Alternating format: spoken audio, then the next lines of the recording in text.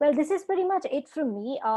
Given the short timeline, I have only provided a very, very brief overview of the critical aspects under the code on social security. The issues with respect to wages, the issues that were previously there on in the context of gratuity, in the context of provident fund, what amounts to basic wages, what is universally given, what is not universally provided. All of those issues continue to remain. None of those have been clearly addressed. Like I said before, unfortunately, this is a code of missed opportunities, and it has turned out that it is only a compilation and not really an amalgamation. That being said, with respect to the sustainable compliance approach, I believe that the proof of the pudding is in the eating, and let's see how all of these are implemented and enforced when each of the rules and the schemes come out, and once the inspectors come facilitators are trained and they actually start enforcing compliance. That's when we will really know whether these legislations have the impact that they were intended to have. Thank you so much again for your time. Vardhan, if you have any questions, happy to answer them. Yeah, thank you so much, Veena, for that crisp presentation. I think quickly one or two questions on this. Sure. People wanted to know the wages for PF, because I think the definition is getting changed. Maximum only 50% of the wage can get excluded. So they want to know whether the rest 50% should be considered for PF contributions. So the way you compute PF would continue to be the same. It's basic plus DA. Wages would be as per the new definition, that is 50% gets included, and that is the clarity that the code has brought in. Okay, but of course 50% will be considered as PF wages. There is a provision to restrict it to 15,000, which is the statutory ceiling, right? Yes. That provision continues. That's correct. Yeah. This okay, is fine. And the second one is maybe, sorry, yeah, please go ahead. The new code is silent on international workers. The 15,000 restriction does not apply to international workers under the current regime. So it's possible that there will be schemes under the code on social security to that will make provisions with respect to international workers as well. So we need to work that I out understand. I think even currently, I think the statutory ceiling is not available for international workers, right? Absolutely. Okay. Absolutely. Yeah, fine. The second one is maybe more they want to understand on who is a gig employee, gig worker. Okay, so a gig worker is essentially, I think the easiest to relate would be an on-demand worker. So when this, for example, Uber. Right. So when I need somebody to drive me from point A to point B, that is when that particular individual gets employment or gets engaged, if employment is not the right word. So it is employment on demand. For example, if you look at portals such as HouseJoy or Urban Clap, where, for example, if I need my tap to be repaired, so that is when I reach out to the platform connects me with people who have listed themselves as plumbers, and they will then be ready to provide services to me. It is not an ongoing employer-employee relationship. It is not in the truest form a consulting engagement either, but it is a new form of service which is just for a particular window of time. It is on demand. Okay, so it is out of traditional employer-employee relationship, right? Correct, but again, they will see the thing. The issue here is going to be that if there is like you have an Uber or a HouseJoy or any of these gig setups where you have a lot of people engaged in a gig manner, in an on-demand manner, and none of these people are getting your traditional employer-employee benefits, they will need to be provided some form of social security, which is what is being contemplated under this legislation. Yeah, it can't be that all of these people get no protections on with respect to old age, with respect to pensions, none of that. You should have some protections as an employee, and which is what the government is trying to do under this social security code. Fine, Veena. Yeah. Thank you so much. May I request the other speakers, Mr. Ravindran, Dr. Krishnamurthy, and Mr. Srinagesh, please come on video. I think the host has disabled my video, so you cannot see me now. You can only hear my voice, but still. Mr. Krishnamurthy? Yes, sir. Yeah. Thank you so much. Yeah. Yes. Mr. Ravindran? Vardhan, I need permission to, I have not been permitted to come on video. Okay. Okay. No problem. Yeah. But you are continuing, no? Yeah, I'm very much. Fine, fine. Yes, sir. Quickly, 3 or 4 questions. It is a general. Whoever wants to take it up, you can take it up. Basically, the number of legislations. I think the occupational safety has got 13 legislations, right? Some subsumed into one code. Similarly, the social security 9, and code on wages 4, and the IR code 3. So total comes to only 29. But everywhere I'm hearing that 44 legislations, central legislations getting subsumed into 4 codes. Why is it? Is there any confusion? Anyone, it is your choice. Because the number is not tallying. It never tallied. It was never 44 at all. I myself did a count at that time. It was less than 44. So, okay, no, I listed down the entire 44 legislations. It is there. But it is slightly different. May not be completely falling under the labor domain, but it could be, I can say, some kind of industrial law. I have the list. Do share it with me. I never figure out which of the. Yeah, I can do that. Right. Okay. That's a basic question. And the second one is certain terminologies, key terminologies like employer, employee, worker, wages. Almost it is uniformly defined in all the codes. So, do you think that this will, I think, support the industries in the long run? Because I think now today each legislation defines these terms differently. So some uniformity is brought in. I call these issues as the Great Disappearing Act. By renaming contract labor, any person who has been given a contract and who has been given a letter of appointment, given increment covered by Social Security, he will not be a contract labor. We are doing a great disappearing act. You know, almost in many companies, 3 to 4 times the workforce strength is that of the contract labor. Now, we are going to say that these are all going to be no contract workers, they are going to be employees of the contractor, and he has given a letter of appointment, and therefore they no longer will be contract labor. I mean, it's a really big joke. But then, in my opinion, I don't think bringing in uniformity with respect to a few definitions is going to increase industrial growth in the country. Yes, it was confusing. It was industry has grown since 1947 with all of these multiplicity of legislations and multiple and confusing definitions. So I don't think that is the one true test. What I think is the compliance burden will certainly be reduced because they don't have so many registrations, and there's I don't know how, again, like I said before, the proof of the pudding is in the eating. They say that only one registration under all of these 4 codes. So if that is how it is going to work out, then it's possibly likely to reduce the time and money spent by organizations on ensuring compliance. They can use that bandwidth on other things. Okay, so what I understand is it may not support industries in its performance, but the compliance burden can come down. That's what you are saying. Yes, it depends on how it's going to be enforced again. See, when I look at these codes individually, what it looks like is a stacking of bare acts.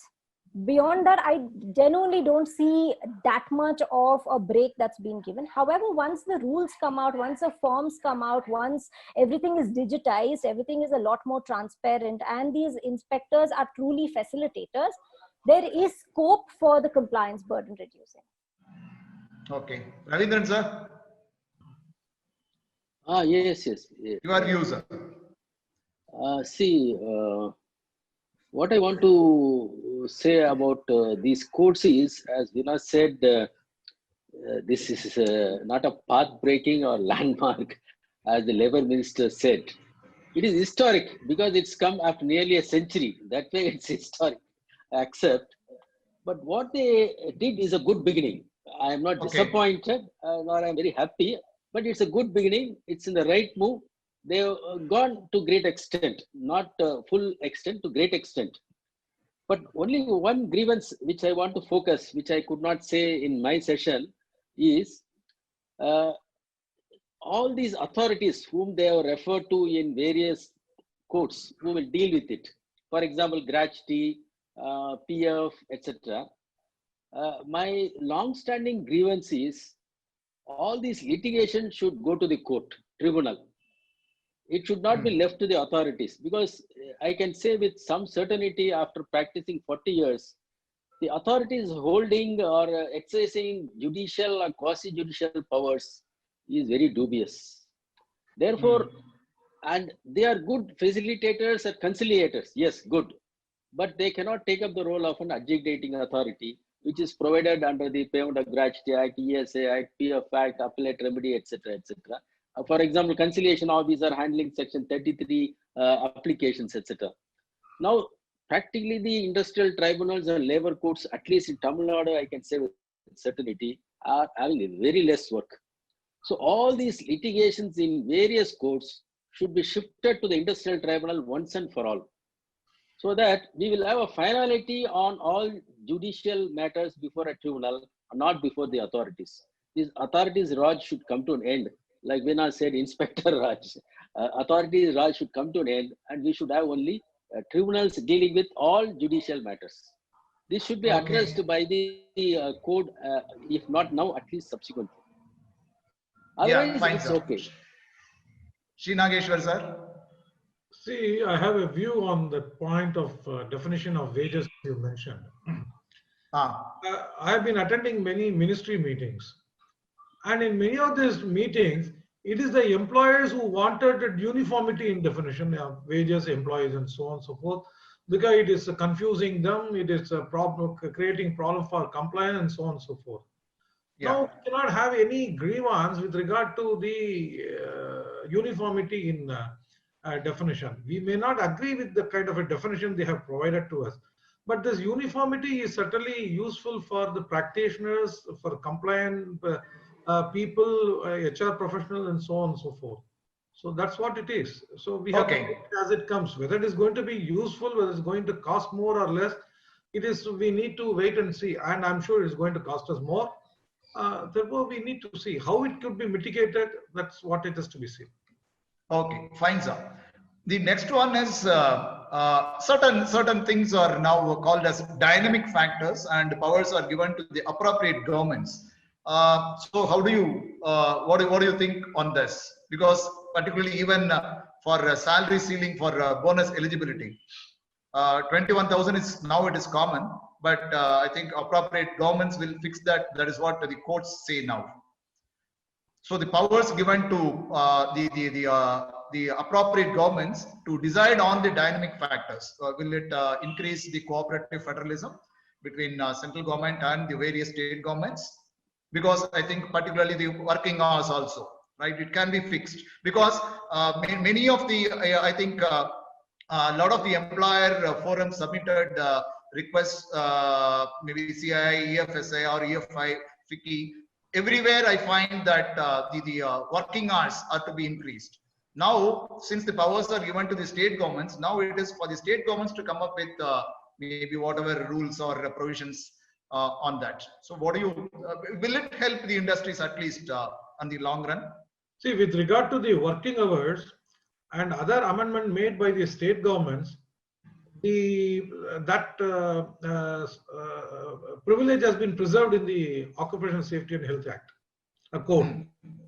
It has been, till it is amended, that is being preserved. There is an explicit provision available in the code enabling this. So therefore, but when it comes to the question of fixing the bonus ceiling or whatever is going to change from state to state with reference to the minimum wages that's going to prescribe by different, but it happened even under the present law and the Payment of Bonus Act. With the same company was paying different bonus for one person in one state and paying a little higher or lower in the other state. So that I think that becomes inevitable. How it is going to be made uniformity by the central ministry remains to be seen. Yeah, my point is specifically the industries are asking for increased working hours. I'm saying through these codes, now it is lying with state governments. So will they come up with quickly some changes on this? Because dynamic factors, it is now in the hands of state governments. No, but here, I just like to add one point, Himachal Pradesh has brought in amendment to the Industrial Disputes Act, and the number they have made is 200. And they have said that retrenchment compensation should be 60 days for every completed year of service.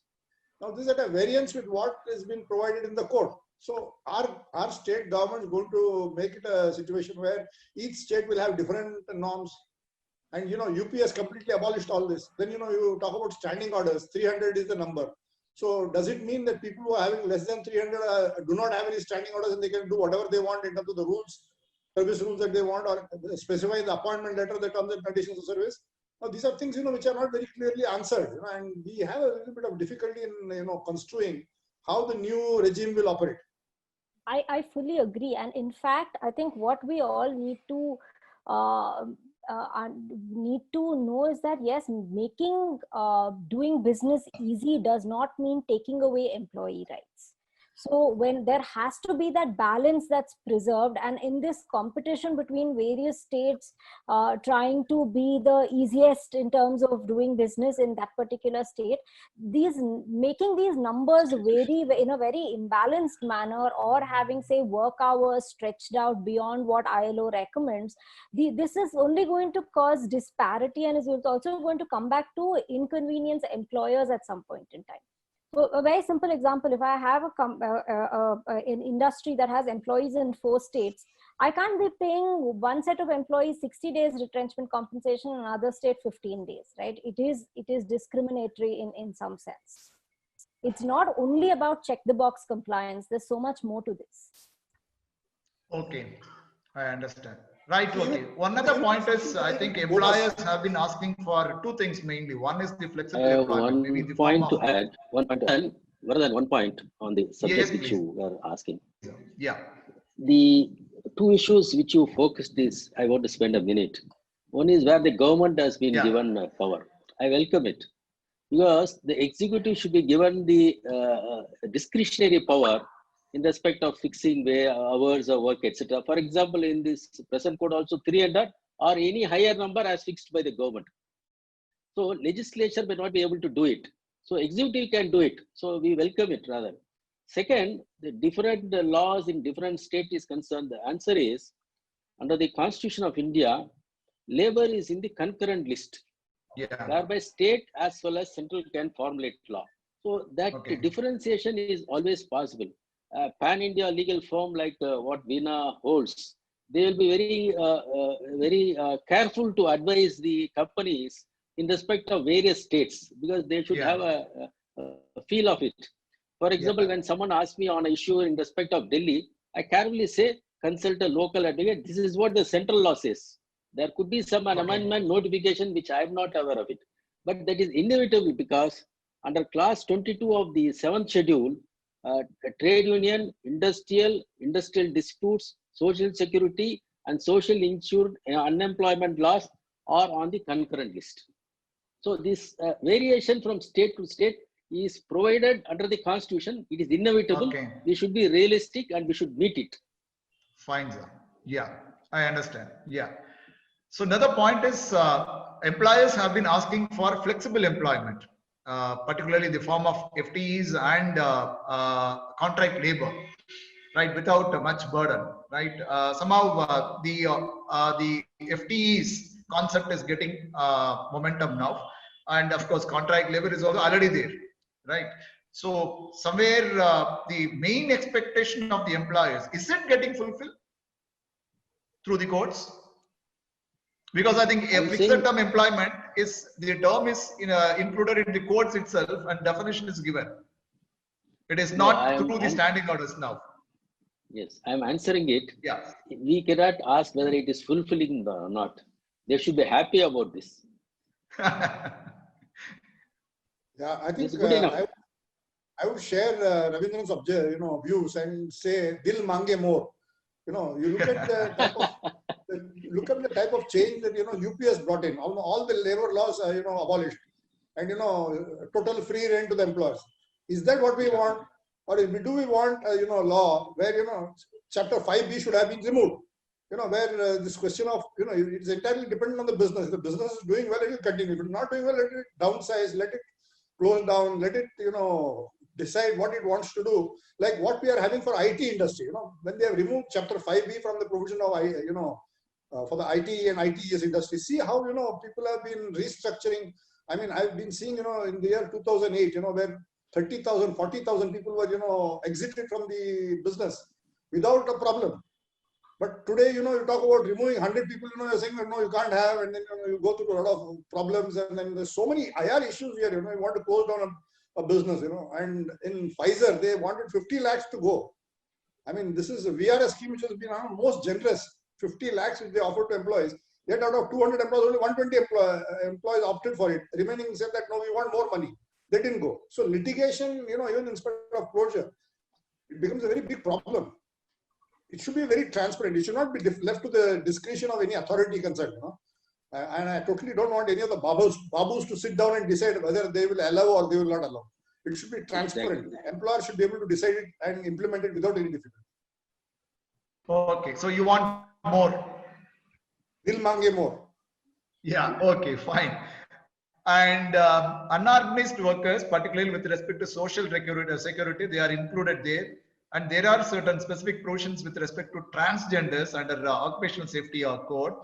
And of course, the term for the family, now it includes even grandparents also because of that nomination, because they are getting isolated nowadays.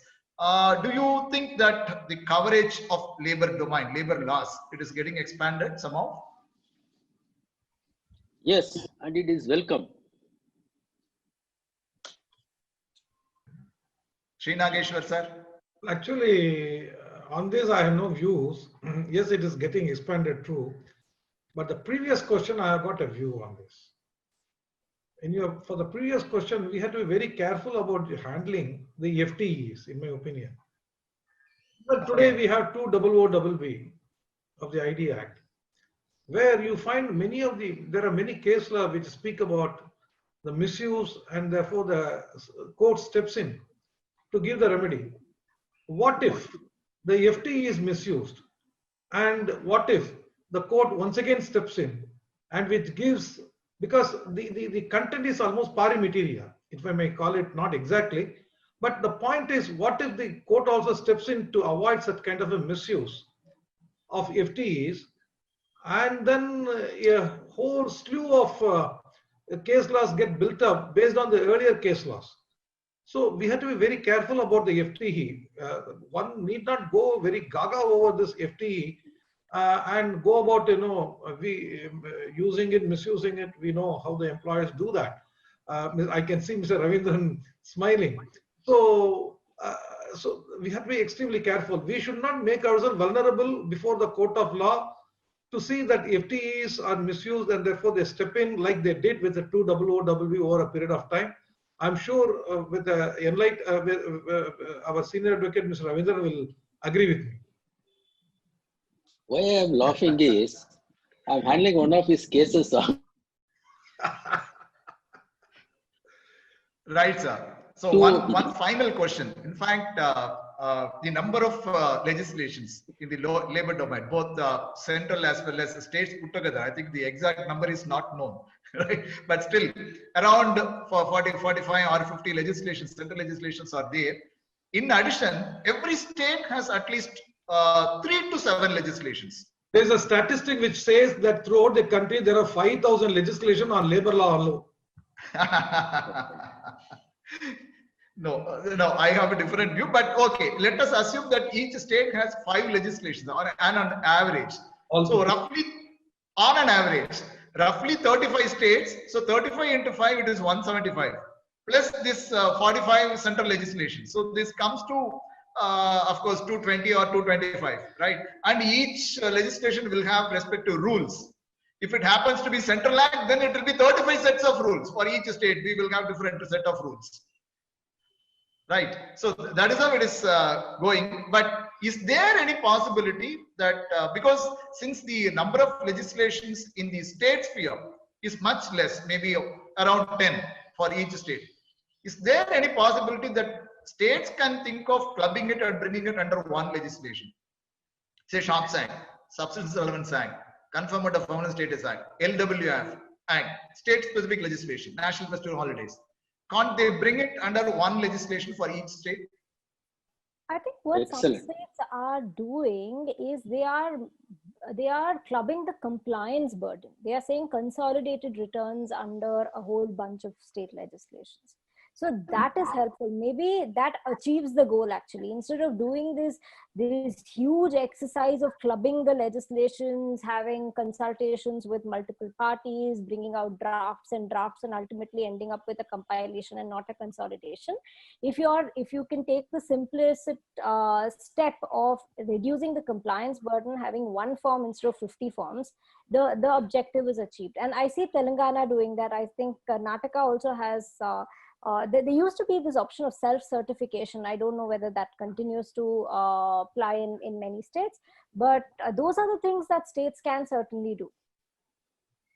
Yeah, I understand. Those are all compliance task specific, actually, right? Yeah. Any other view? Mr. Varadan, you got a very good point. You kindly pursue it with the Labour Minister or Chief Minister in Tamil Nadu. Okay. No, I'm saying with seriousness. Okay. Right, sir. Thank you so much. I think we have come to an end. Once again, I thank Mr. Ravindran, Dr. Krishnamurthy, Mr. Sri Nageshwar, and Ms. Preena for your presence here. It was wonderful. I think a lot of things were shared. I think thank you participants. They also would have found the session useful. Thank you so much once again on behalf of Aparajita. Right. Let us try to meet in another occasion. Thank you. Thank you very much. Thanks a lot. Bye-bye. Thank you. Thank you. Thanks everyone. Bye. Bye.